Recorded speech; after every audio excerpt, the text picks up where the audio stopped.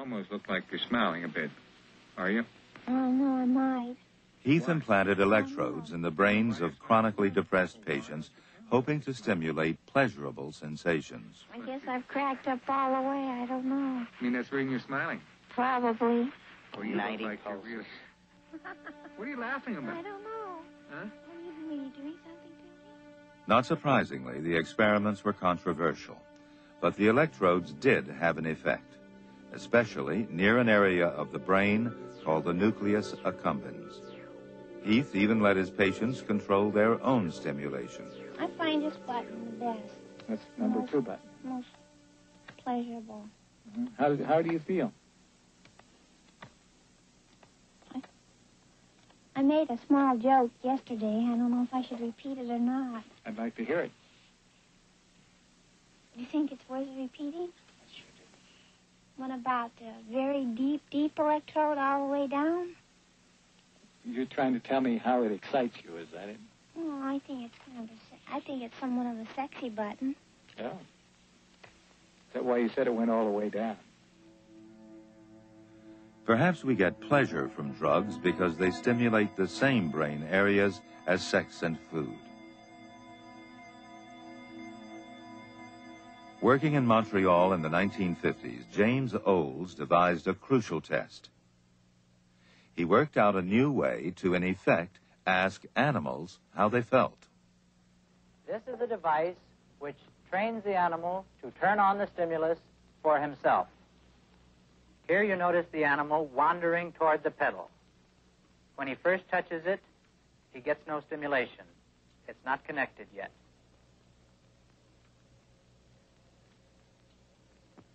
Then, one time he touches the pedal, it does turn on the stimulation.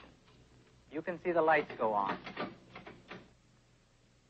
Now, the interesting thing about the old stimulation, the rewarding stimulation, was the strength of it.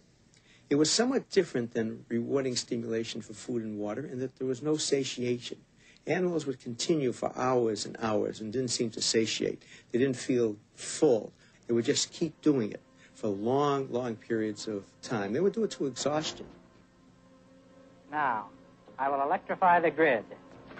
The animal must cross an area that gives a very painful shock to the feet in order to get to the pedal and stimulate the brain.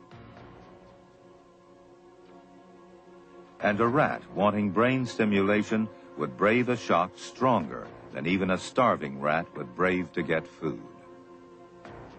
This shows a rat is willing to pay a very high price in order to get to the pedal. Human addicts will pay just as high a price for their rewards.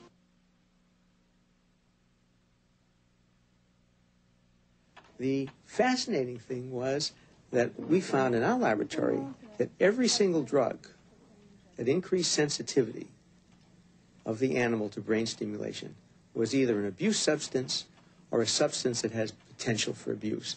So James Olds' technique of the 50s gave scientists a way of testing for the addictive potential of drugs. And a way to find out where in the brain they acted. Now, I think there's general agreement that this is the area where the action is in terms of the rewarding effects of drugs, whether they be heroin, whether they be amphetamine, whether they be cocaine or angel dust or whatever any drug that produces rewarding effects, it's believed this is where the action is.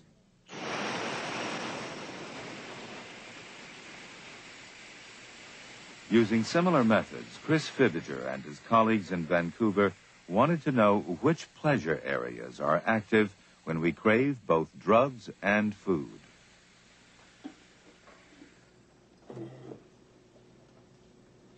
They found that the area Heath stimulated in his patients, the nucleus accumbens, is the center of a key network, the dopamine circuit.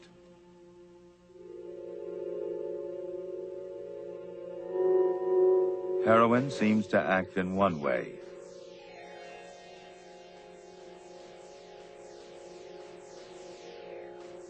Cocaine in another.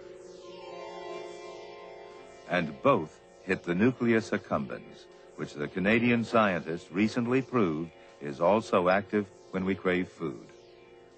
If we selectively take these dopamine neurons out of that part of the brain, the animal loses interest in self-administering cocaine, it seems.